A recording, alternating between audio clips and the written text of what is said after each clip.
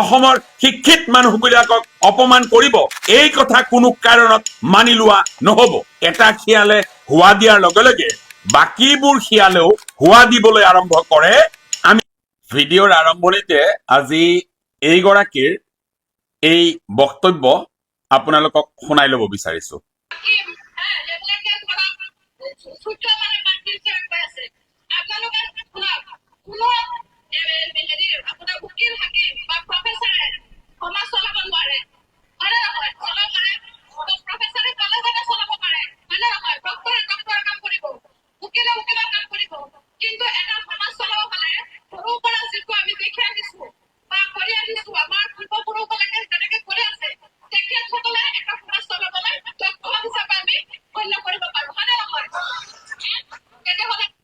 মই এগৰাকী আইনৰ ছাত্ৰ হিচাপে এজন সমাজৰ সৈতে সম্পৃক্ত ব্যক্তি হিচাপে এইগৰাকী মহিলাৰ এনে কুৰুচিপূৰ্ণ মন্তব্যক ধিক্কাৰ দিছো, গৰিহণা দিছো। তেওঁ স্পষ্টকৈ কৈছে যে সমাজ এখন উকিল, হাকিম অথবা ডক্টৰে চলাব নোৱাৰে, প্ৰফেচাৰে চলাব নোৱাৰে। এইখন এখন ৰাজনৈতিক সভা আছিল, যিখন সভাত চামগুৰিৰ কংগ্ৰেছ দলৰ টিকট প্ৰত্যাশী আৰু তেওঁৰ পিতৃ, তেওঁলোকৰ পৃষ্ঠপোষকতাত অনুষ্ঠিত হোৱা এখন সভা। এই সভাখনত কংগ্ৰেছ নেতা ৰকিবুল হুছেইনৰ শ্ৰুতলিপি মতে এই মহিলা গৰাকীয়ে যিখিনি বক্তব্য ৰাখিলে, এই বক্তব্য অসমৰ শিক্ষিত সমাজৰ বাবে এক চূড়ান্ত অপমান। এই গোটেই কথাখিনিৰ বাবে কংগ্ৰেছ দল, ৰকিবুল হুছেইন, এইগৰাকী মহিলাই ৰাজহুৱাভাৱে অসমবাসীৰ ওচৰত ক্ষমা খুজিব লাগে।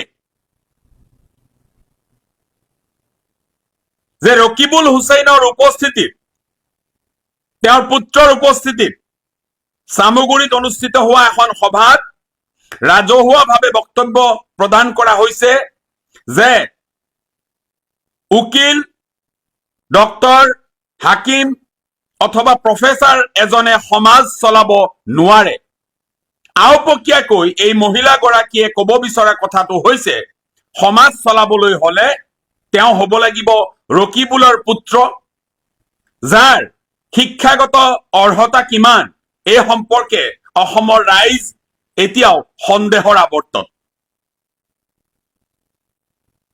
সম্ভৱতঃ স্নাতকৰ দেওনা, গ্ৰেজুৱেশ্যনৰ দেওনা পাৰ হবলৈ সক্ষম নোহোৱা ৰকিবুলৰ পুত্ৰক চামগুৰিবাসী ৰাইজে নিৰ্বাচিত কৰিব লাগে বুলি এই যিটো আস্ফালন কৰিব বিচৰা হৈছে, সেই আস্ফালন এইবাৰৰ নিৰ্বাচনত চামগুৰিবাসী ৰাইজে মষিমূৰ কৰিব বুলি আমি আশাবাদী।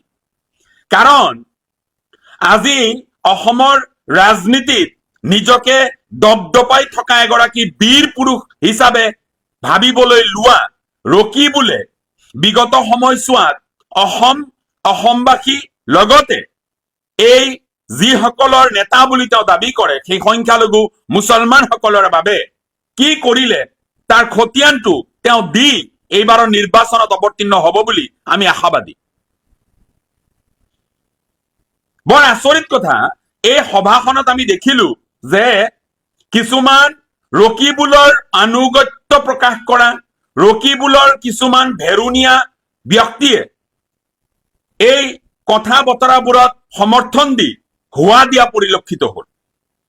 শিয়ালৰ জাকে যিদৰে কথা বতৰাবোৰ নুবুজি এটা শিয়ালে হোৱা দিয়াৰ লগে লগে বাকীবোৰ শিয়ালেও হোৱা দিবলৈ আৰম্ভ কৰে। আমি এই সভাখনতো দেখিলো যে এই মহিলাগৰাকীয়ে যি বক্তব্য প্ৰদান কৰিলে, সেই বক্তব্য সমৰ্থন জনাই একো কথাবোৰ উপলব্ধি নকৰাকৈ, কথাবোৰৰ গভীৰতালৈ নগৈ একাংশ শিয়াল সদৃশ ব্যক্তিয়ে তাত হোৱা দিয়াটো আমি দেখিবলৈ পালো। এনেদৰেই অসমৰ ৰাজনীতি চলিছে।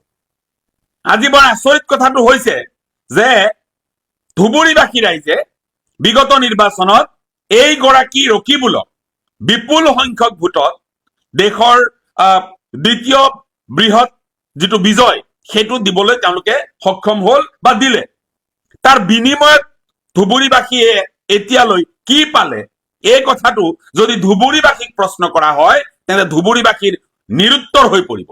যিসকলে ভোট দি ৰকিবুলক সংসদলৈ পঠিয়ালে সেইসকল নিৰুত্তৰ হৈ পৰিব, কাৰণ তেওঁলোক এতিয়া উপায়বিহীন, তেওঁলোকৰ হাতত কোনো উত্তৰ নাই। আজি মই কংগ্ৰেছ দলৰ গৌৰৱ গগৈক প্ৰশ্ন কৰিব বিচাৰিছো, আপোনাৰ দলৰ নীতি আৰু আদৰ্শ এই নেকি? আপোনাৰ দলৰ নীতি আৰু আদৰ্শ এই নেকি শিক্ষিত মানুহক অপমান কৰাটো? শিক্ষিত মানুহবোৰক আপোনালোকে মানুহ বুলি গণ্য নকৰে। আপোনালোকৰ দলত অধিকাংশ মানুহ এই এনেধৰণৰ চেলা চামুণ্ডা সদৃশ মানুহেৰে আপোনাৰ দল পৰিপূৰ্ণ। আজি আপোনাৰ সৎ সাহস হবনে? এয়াতো আপোনাৰ নৈতিকতা যে এনে মন্তব্য প্ৰদান কৰা ব্যক্তি, সি পুৰুষ হওক অথবা মহিলা হওক, তেওঁৰ বিৰুদ্ধে বিহিত ব্যৱস্থা লবলৈ সৎ সাহস আপোনাৰ হবনে মিষ্টাৰ গৌৰৱ গগৈ ডাঙৰীয়া? নে এনেদৰেই আপুনি 2026 নিৰ্বাচনত দিছপুৰৰ মসনদ দখল কৰাৰ সপোন দেখিছে? মহাশয়, এটা কথা স্পষ্টকৈ কৈছো যে আপোনালোকৰ দৃষ্টিত হয়তো ৰকিবুল হুছেইন এগৰাকী বীৰ পুৰুষ, দিল্লীৱালাৰ দৃষ্টিত ৰকিবুল হুছেইন অসমৰ এটা ৰাজনৈতিক সত্তা, কিন্তু অসমৰ সংখ্যালঘু সমাজে ৰকিবুল হুছেইন আৰু তেওঁৰ পৰিয়ালক ইতিমধ্যে ৰাজনৈতিকভাৱে বৰ্জন কৰাৰ সিদ্ধান্ত গ্ৰহণ কৰিছে। তাৰ যোগ্য প্ৰত্যুত্তৰ আপোনালোকে হয়তো 2026 নিৰ্বাচনত পাব। আপোনালোকেতো কৈছে আপোনালোকৰ দলৰ সংস্কাৰ সাধন কৰিছে আপোনালোকে, কিন্তু সোঁৱে বাৱে ৰাহুল গান্ধীয়ে হওক ৰকিবুল হুছেইন নোহোৱাকৈ, সোঁৱে বাৱে ৰকিবুল হুছেইনক নোহোৱাকৈ আপোনালোকে কোনো ৰাজনৈতিক সভা কৰিবলৈ আপোনালোকৰ সাহস নহয়। আমি দেখিছো অসমৰ প্ৰতিনিধি দিল্লীলৈ গলেও তাত ৰকিবুল, গৌৰৱ গগৈয়ে কৰবাত সভা কৰিবলৈ গলেও সোঁৱে বাৱে কেৱল ৰকিবুল। এতিয়া আজি এই মুহূৰ্তত যদি ধুবুৰীত আকৌ নিৰ্বাচন অনুষ্ঠিত হয়, আপোনালোকে দেখিব যে দেশৰ আটাইতকৈ বেছি সংখ্যক ভোটত ৰকিবুল হুছেইনক ধুবুৰীবাসীয়ে পৰাস্ত কৰিব, এই কথা ধ্ৰুৱ সত্য। যোগ্যতা নোহোৱাকৈ, কোনো শিক্ষাগত অৰ্হতাৰ মাপকাঠি নোহোৱাকৈ, কোনো ৰাজনৈতিক পৰিপক্কতা নোহোৱাকৈ কেৱল ৰকিবুলৰ পুত্ৰ হোৱাৰ সুবাদত কাৰোবাক যদি আপোনালোকে টিকট প্ৰদান কৰি চামগুৰিবাসী ৰাইজক অপমান কৰাৰ ধৃষ্টতা কৰে, তেন্তে চামগুৰিবাসীয়ে এইবাৰ এটা উচিত প্ৰত্যুত্তৰ দিবলৈ সাজু হৈ আছে। এইবাৰ এটা উচিত প্ৰত্যুত্তৰ চামগুৰিবাসীয়ে নিশ্চয়কৈ দিব।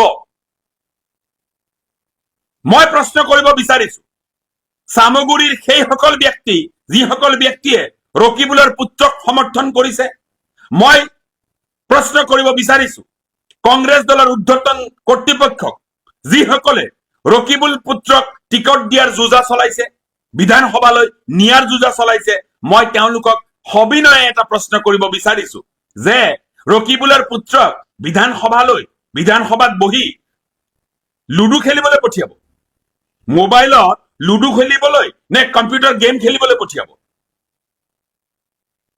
কথাটো ঠিক কৰক আগতে।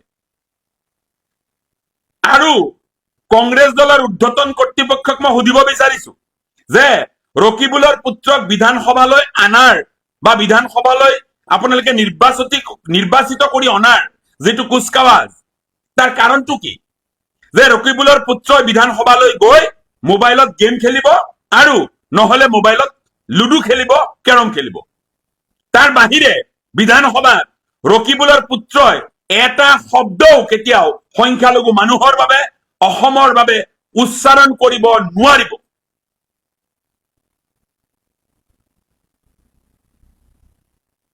আমি ৰকিবুল সমন্বিত তাৰ পৰিয়ালক প্ৰশ্ন কৰিব বিচাৰিছো, আপোনাৰ পুত্ৰৰ শিক্ষাগত অৰ্হতা, আপোনাৰ পুত্ৰৰ ৰাজনৈতিক যোগ্যতা, আপোনাৰ পুত্ৰৰ ৰাজনৈতিক পাৰদৰ্শিতা, আপোনাৰ পুত্ৰৰ ৰাজনৈতিক অভিজ্ঞতা আপোনালোকে ৰাজহুৱা কৰক। নহলে এইদৰে এগৰাকী মহিলাৰ হতুৱাই আপোনালোকে চামগুৰিবাসীৰ শিক্ষিত মানুহখিনিক অপমান কৰিব, অসমৰ শিক্ষিত মানুহবিলাকক অপমান কৰিব, এই কথা কোনো কাৰণত মানি লোৱা নহব।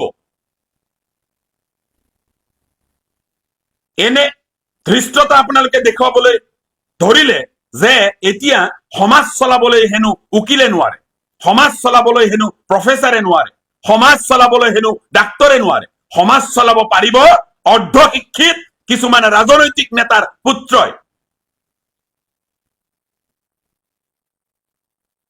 সমাজ চলাব পাৰিব কিছুমান ৰাজনৈতিক নেতাৰ অৰ্ধ মানসিক বিকাৰগ্ৰস্ত পুত্ৰই। এই অসমৰ ৰাজনীতি, এনেবোৰ ৰাজনীতি শেষ হবই লাগিব, এনে ৰাজনীতিৰ অৱসান ঘটিবই লাগিব। এই যে পৰিয়ালতন্ত্ৰবাদ, যোগ্যতা নোহোৱাকৈ কোনোবা প্ৰাক্তন মন্ত্ৰী, বৰ্তমানৰ সাংসদৰ পুত্ৰ, কোনো ধৰণৰ যোগ্যতাৰ মাপকাঠি নোহোৱাকৈ যদি বিধানসভালৈ নিৰ্বাচিত হব পাৰে, তেন্তে এয়া হব অসমবাসীৰ বাবে অভিশাপ স্বৰূপ, সংখ্যালঘু মানুহবিলাকৰ বাবে অভিশাপ স্বৰূপ। কেইটামান টকাৰ বিনিময়ত বিক্ৰী যোৱা একাংশ সংখ্যালঘু মানুহে এই কথা বতৰাবিলাকক সমৰ্থন কৰিব, শিয়ালৰ দৰে হোৱা দিব। কিন্তু শিক্ষিত যিসকল সংখ্যালঘু মুছলমান আছে, তেওঁলোকে এনেবোৰ কথা বতৰা কোনো কাৰণত মানি লব নোৱাৰে। ৰাজনীতি হৈছে, সুস্থ ৰাজনীতি হোৱাটো আমি বিচাৰো। আজি যদি কোনোবা ৰাজনৈতিক নেতাৰ পুত্ৰৰ সেই যোগ্যতা আছে, সেই শিক্ষাগত অৰ্হতা আছে, তাত আমাৰ কবলগীয়া একো নাই। কিন্তু যোগ্যতাবিহীন ভাৱে কেৱল ৰাজনৈতিক নেতাৰ পুত্ৰ হোৱাৰ বাবে, কেৱল ৰকিবুলৰ পুত্ৰ হোৱাৰ বাবে যদি কোনোবাই বিধানসভালৈ যাবলৈ প্ৰয়াস কৰে, সেই প্ৰয়াসক যিকোনো মূল্যৰ বিনিময়ত প্ৰতিহত কৰা হব। অপদাৰ্থ কিছুমানক বিধানসভালৈ পঠিয়াই বিধানসভাৰ যিটো পবিত্ৰ মজিয়া, সেয়া কলুষিত কৰিবলৈ দিব নোৱাৰি। মই কৈছো যে অপদাৰ্থ অনভিজ্ঞ কিছুমানক বিধানসভাৰ পবিত্ৰ মজিয়া কলুষিত কৰিব দিব নোৱাৰি। গতিকে সমাজৰ সচেতন ব্যক্তিসকলে একত্ৰিত হৈ এই যে যিটো ধাৰা, পৰিয়ালতন্ত্ৰৰ যিটো ধাৰা, এইটো যিকোনো মূল্যৰ বিনিময়ত প্ৰতিহত কৰিব লাগিব।